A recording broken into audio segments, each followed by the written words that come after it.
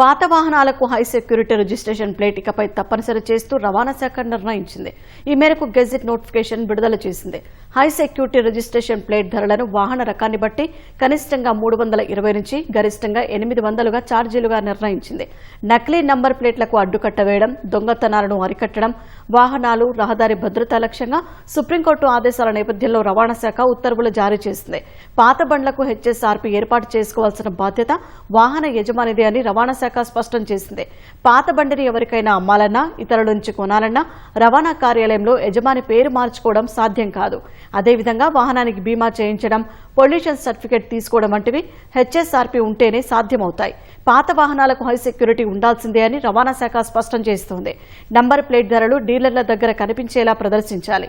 September 30వ తేదీ తర్వాత హెచ్ఎస్ఆర్పీ లేకుండా తిరిగే వాహనాలు రోడ్లపై తిరిగేందుకు పోలీసు, రవాణా శాఖ అధికారులు అనుమతించొద్దని, అలా తిరిగే వాహన యజమానులపై కేసులు పెట్టాలని ఉత్తర్వుల్లో స్పష్టం చేశారు.